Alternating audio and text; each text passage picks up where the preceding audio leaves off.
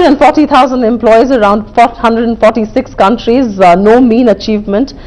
We've got the KPMG Global Chairman on the show with us to talk about some of the pertinent issues that's perhaps grabbing headlines around the world and also here in India. Thanks very much for being on the show with us. It's a pleasure to be here. Let's begin by talking about the United States, because that's the economy that the world keeps looking at and keeps taking cue from. Early signs of revival, but a lot of people doubt the recovery. A lot of people believe this isn't for real and things will perhaps go down the drain from here on. What is your take on it?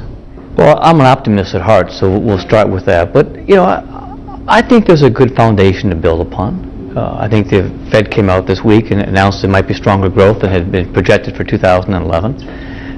You know, we're sitting in an environment where there's some really good things happening. Companies are starting to invest, M&A activity. There's some $2 trillion cash on the balance sheets. Companies have their costs aligned. Spend a lot of time getting their operations back to basics and core. So there's a good foundation from that standpoint. And we have some concerns.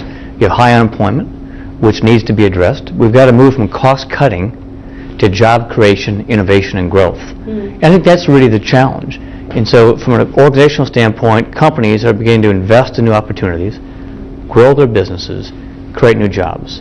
And then we have the whole issue of the government spending and deficit that has to be brought under control as well. So strong foundation, optimist about going forward, but there's certainly some things we have to work out. When you say the challenges continue to be, say, centered around unemployment, would you say that's the biggest concern right now for President Obama, or even for that matter for the Fed chief? Unemployment continues to be the big threat?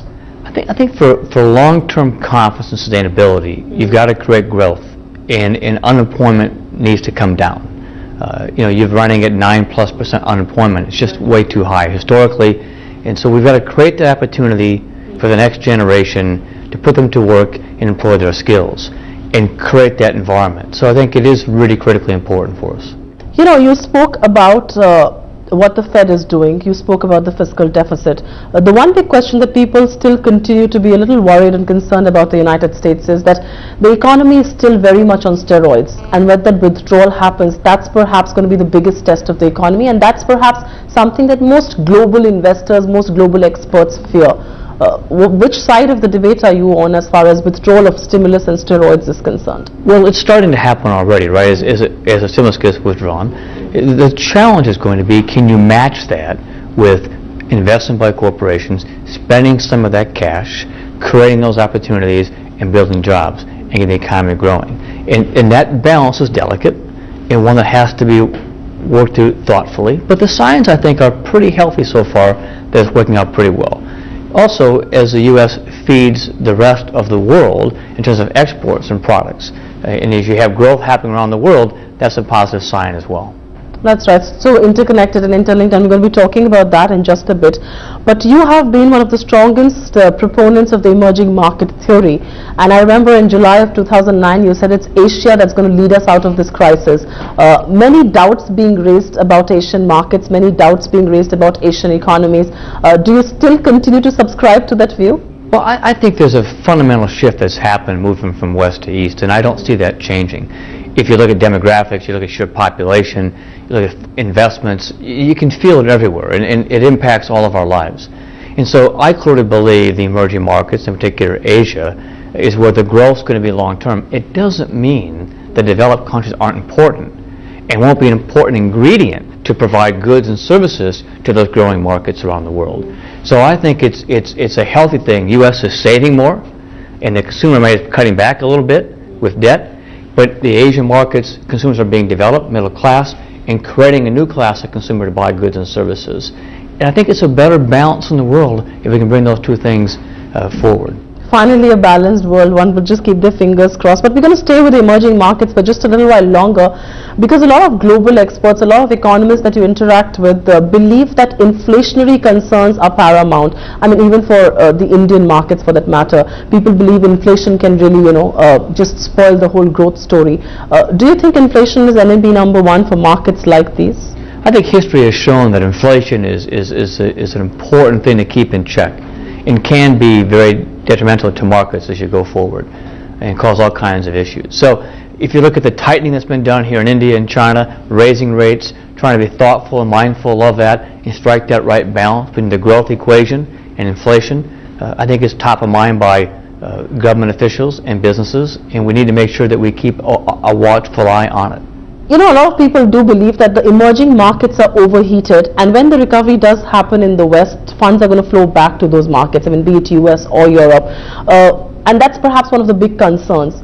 Which side of the debate, once again, are you on? Do you think this is perhaps the right contention?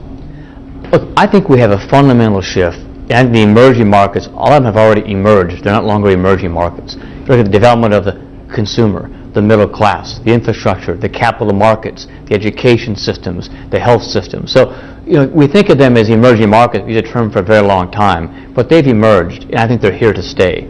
I do believe that it's not a perfect upward spiral. There'll be some bumps along the way, and funds will shift from east to west as we go forward. But you can't defy the sheer demographics in the population and the momentum that's taking place. So emerged markets, China, India, Brazil, Russia, are going to be critically important as we go forward, and I think provide a better balanced world as we go forward. You know, when you say the upward spiral and the bumps along the way, expound upon that, because I know you like that word. Expound upon the word bumps. Well, nothing is going to go up forever, right? You're going to have cycles, you're going to have bumps, you're going to have some bubbles have to get worked through, you're going to have transformations in economies, new innovations, new business models being developed. Right now, people would say Europe's really hurting. But Europe will adjust to this market. There'll be new ways of doing things, and capital markets will improve, and we're going to go through cycles. I think the issue here in the world today is how do we navigate those cycles? How do companies navigate through those cycles? And how do they see those things on the horizon and adjust their business models to deal with those? And how do they hold back some capital and some reserves and have the ability to weather some of those storms, some of those bumps? Fair point there. I'm again going to be talking to you about your clients. You've got some of the biggest clients on board. What is the advice that you would give to CEOs in India, or for that matter, you know, in this region of the world right now? Huge opportunities being thrown up thanks to the slowdown that's happened in the West. Recovery again, you know, being early shoots of recovery being seen in those markets. What would your big advice to CEOs here be? Well, if you look at India and capitalize on the opportunity, India has moved from, I would say, a low-cost delivery type model to a much more value-added model. And it's that transformation will continue on. And I think it's important for the Indian companies, as the world globalizes, for them to globalize as well. And not only serve the consumer and needs here in India, but bring their talents and skills of their people, the innovation, the entrepreneurship, the highly educated workforce, to the global opportunities. And I think you're seeing that in Indian companies today. You think they're doing enough to be a globalized corporation? It takes time. I mean, when you have tremendous opportunity at home and expanding markets and expanding skills and workforce, it's best to capitalize on that. Before you see overseas. But and you build that foundation and you create that brand and that reputation, and then allows you to take that overseas as your markets mature. But there's a long runway right here in India. I'm not going to restrict this question to India. Feel free to answer it for the rest of the world. I would want you to give me a specific India or this region answer. When you talk about recovery, when you talk about growth, when you talk about those models, which are the sectors, which are the industries that excite you? Well, we've gone through a pretty exhaustive strategy in the last year and looked at some of the big macro trends that are out there, emerging market trends, education, demographics, what's happening around the world. And we've picked some sectors that we think have tremendous growth opportunity. The financial services sector, going through a real transformation, whole business model change is one. Healthcare. You know, healthcare is really important, not only in developed markets, but developing markets. And you have kind of the perfect storm. You have rising cost, increased regulation, and changing demographics. That's right. So we think healthcare is a huge opportunity as well. Governments today are looking for how to become more efficient and more effective. How to deal with soaring deficits, and how to deal with some of the social issues. So government's another sector we like a lot. And then helping companies drive performance and improvement in technology is another space. And notwithstanding that, obviously the emerging markets are critically important for us as well, both here in India and across the world. So those are some of the sectors we really like. Energy, natural resources, clearly is also a sector that's really important for developed and developing countries and across the globe.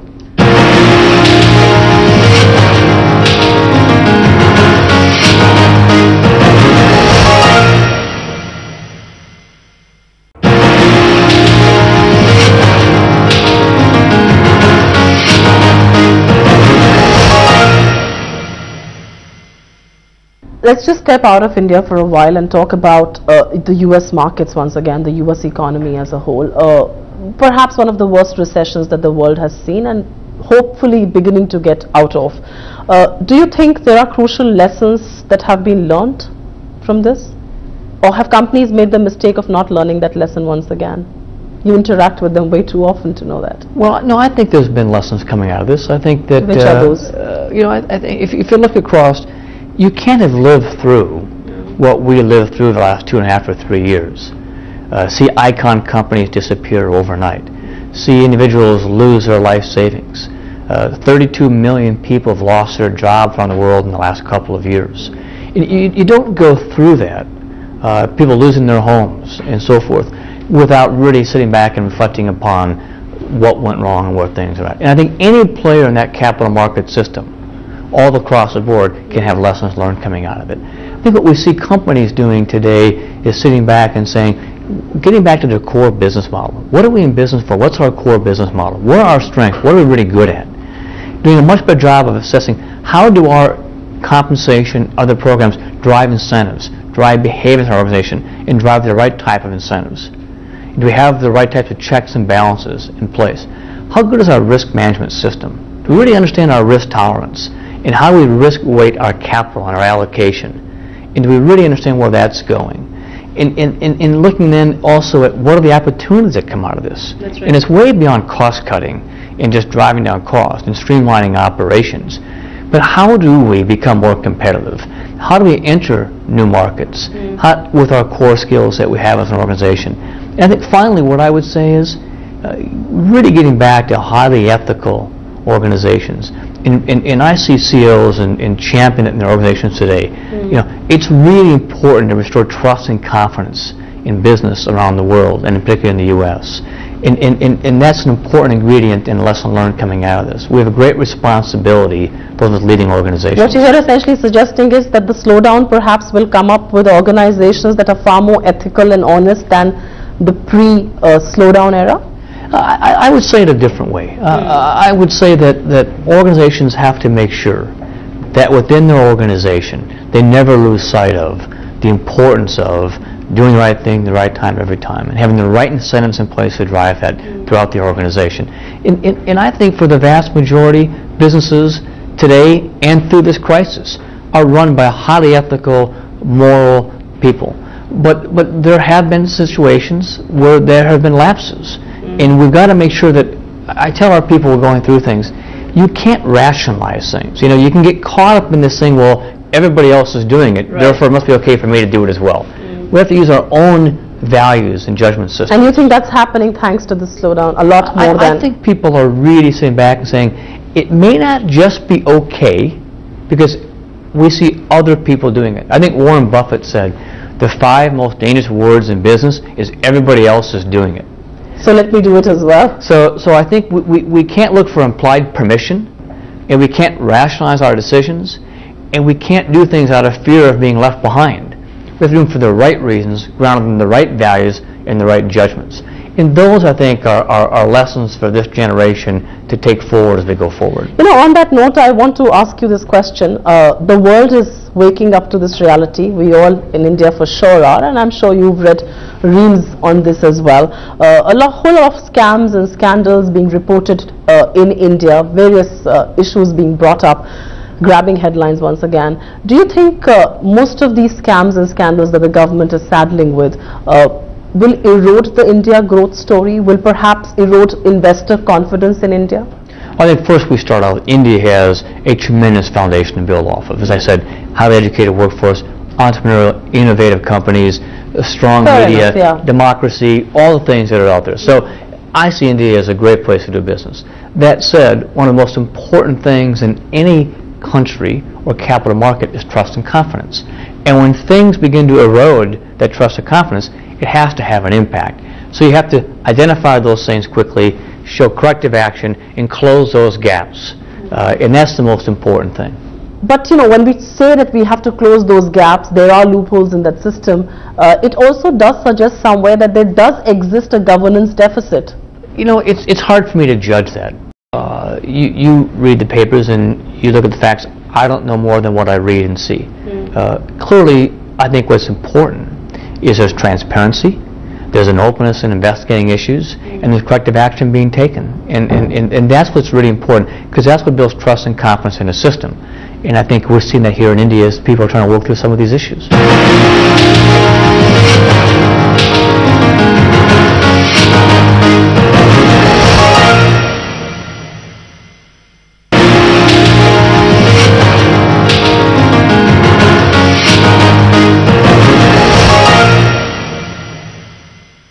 When we started to talk about the whole complexity issue, you also did touch upon softer trends that the world is seeing.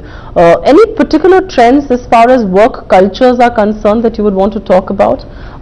Is there, we all speak about this whole work-life balance, but do you think organizations like yourselves will spearhead the whole movement going forward? I think as you come through this crisis and that we've gone through the last 24 to 36 months, and you cover something I talked about before, where people have lost their life savings or lost their homes and have lost their jobs. I think people do sit back and reflect a little bit upon what's really important and what's still, when those other things are gone, what's still around them, community, family. Those are really important things. And I do believe, and we see it in our people coming out of this crisis, people are trying to simplify their lives. They're trying to spend more time at home. They're trying to give more back to the community, helping those who aren't as fortunate as us. And I have seen a sense of that as we move through this very difficult time.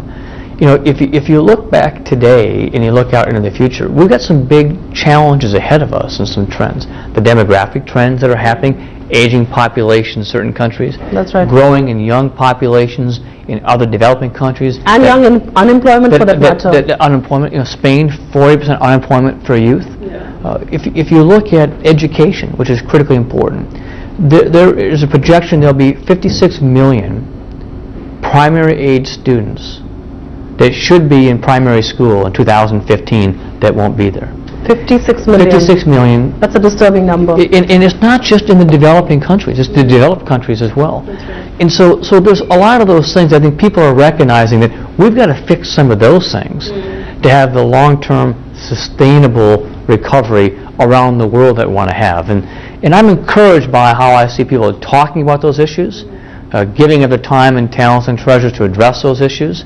And I see it in our organization around the world, and I'm really proud of it. You started by saying you're an optimist, so you're proving yourself right here. You've also spoken about talent quite openly. You've spoken about it on global platforms. Your contention is that talent should be allowed to move freely across the world, but one does see a lot of protectionist trends in the United States. One does see issues being raised in Britain. Does that alarm you? Is that something that bothers you? Well, I think that there's a trend toward the environment today where there is some of that coming through, that people are trying to get their own house in order before they help the neighbors, if you will, around the world. And that's kind of understandable. It's kind of human nature, and it's an important part of self-interest to get that started. Sure. Yeah. So you're going to have some protectionism. But the world today, we need to have open borders and open markets, both from talent and goods and services. Because that's what's going to really allow us to move this interconnected world that we have today and allow us to move out of this in a more sustainable way. So does it trouble me a little bit? Yes. Am I concerned about it long term? No. Because I really believe the trends of globalization, of connectivity are so powerful, and the consumer trends to make those things happen, that we'll move in the right direction. We only hope for certain Mr. President Obama is going to be listening to this and is going to be taking a cue. So what you're essentially suggesting here is that these are rhetorics that will die down their natural death, and when globalization does take over, which it eventually will, and things come back to normal, these trends, these voices of concern will subside. Yeah, I think that you're going to see that happen over time. That backlash. But there's going to be some fundamental changes. I mean, the U.S. consumer is going to spend less and is going to save more. That's actually a good thing for the global economy. we're going to have developing countries like China and India creating vast numbers of middle market consumers. They need goods and services. They all aren't going to be supplied in country. They're going to come from other parts. And so I think that's where I think that this thing will kind of hit the right equilibrium because of what will be driven around from the economic standpoint. Just to touch upon global M&A action beginning to pick up, we've just seen one of the largest deals happen in the biotech space late last evening. Do you think M&A action is going to pick up and pick up really fast? Because we are now on that, the growth trajectory going upwards. I think all signs indicate to that, right? You've got a couple drivers happening. People are looking for scale and looking for growth opportunities. And they're looking at M&A as one way to make that happen. And I think they're coming more from that standpoint than cost synergies. They're really coming to open up new markets, scale, and new service offerings. You have $2 trillion of cash sitting on corporate balance sheets in the U.S. That has to get put to work. It can't just sit there with low returns. So it has to get put to work. Another big driver.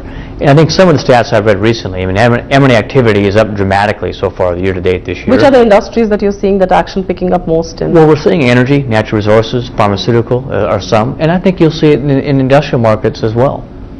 When you say you're seeing a lot of M&A action picking up, at least that's what the data seems to suggest, are you also seeing M&A action picking up from, say, emerging markets like India, looking at overseas assets? I mean, Indians are looking, a lot of Indian corporates are looking at, say, coal assets or shale gas assets overseas. Are those markets that you think they will continue to look at, or will there be other industries that will pick up early signs of M&A here? Well, I think that there clearly will be a trend for companies in countries like India to move outside their borders in terms of doing M&A activity.